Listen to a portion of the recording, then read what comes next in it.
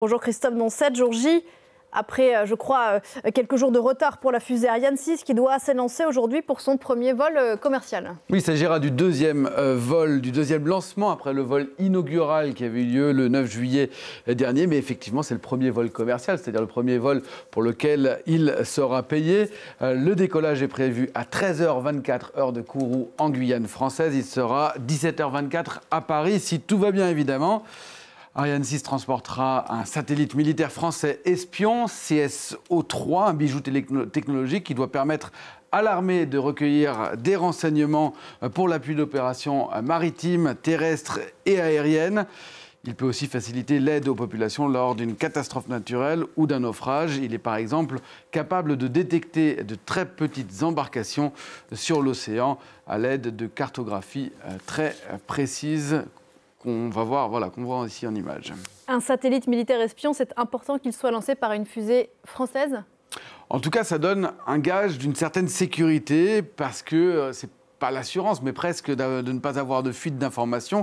CSO-3 fait partie d'une lignée de 3 satellites. Les 2 premiers avaient été lancés par la fusée Soyouz, mais depuis 2022 et la guerre en Ukraine, le partenariat avec les Russes, parce que Soyouz est une fusée russe, il est rompu pendant 1 an. Ensuite, après la mise au garage d'Ariane 5, l'Europe n'avait plus de lanceurs indépendants. Là, avec Ariane 6, c'est un accès indépendant donc à l'espace qui est retrouvé et c'est important pour la souveraineté de la France et pour la souveraineté de l'Europe. Cela permet notamment d'être maître de la date de lancement, par exemple, mais surtout dans un monde où l'espace est devenu un lieu de confrontation entre les puissances.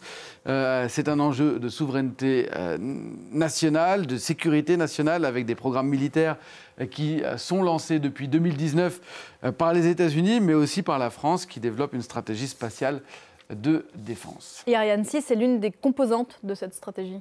Ariane 6, c'est un lanceur assez grand, 62 mètres de haut, capable d'envoyer des petits, des gros satellites, mais même des humains dans l'espace. Une fusée qui a immédiatement rempli son carnet de commandes, signant encore 3 nouveaux contrats dernièrement, ce qui porte ce carnet de commandes à 32 au total. Et son principal client, vous le voyez, c'est un client américain, il faut le souligner, c'est Amazon qui prévoit 18 lancements pour sa constellation satellitaire concurrente de Starlink d'Elon Musk. Elon Musk qui a révolutionné la conquête spatiale privée avec ses fusées SpaceX.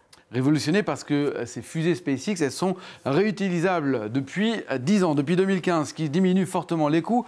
Ariane 6 n'avait pas fait ce choix-là au moment du lancement du programme et ça risque d'être assez handicapant face au low cost d'Elon Musk. D'abord parce que la cadence n'est pas du tout la même. On le voit ici, 132 lancements de Falcon 9 en 2024. C'est plus de la moitié de la totalité des lancements de fusées en 2024. Là où Ariane 6 prévoit 6 lancements cette année et une cadence de 9 à 12 maximum par an à terme. Tout cela permet à SpaceX de réduire les coûts. Un lancement d'Ariane 6, selon sa version, revient 2 à 2,5 fois plus cher que celui de Falcon 9 de la firme américaine, selon des estimations, parce que les coûts restent quand même assez secrets. Et SpaceX prépare déjà sa prochaine révolution qui vise entre autres à réduire encore davantage ses coûts avec Starship, qui est un lanceur, lui, gigantesque, 2 fois plus grand qu'Ariane 6, destiné à aller sur Mars, lui aussi réutilisable. Il doit effectuer un nouveau vol test, le 8e. C'est en principe en fin d'après-midi aujourd'hui, c'est un hasard du calendrier, depuis sa base au Texas, après l'échec du 7e vol qui avait eu lieu il y a un peu plus d'1 mois.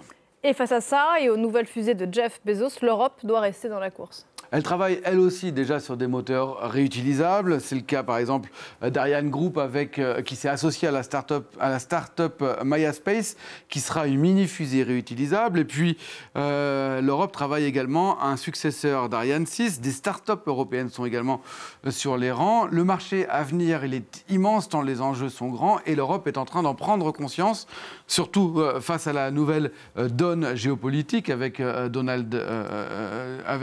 Musk et Donald Trump à la Maison-Blanche. Fin janvier, le nouveau commissaire à la Défense et à l'Espace a plaidé pour un Big Bang du secteur, avec pour objectif de décrocher des financements supplémentaires dans le cadre de la nouvelle stratégie de l'espace qui doit être présentée par Bruxelles à la fin du mois.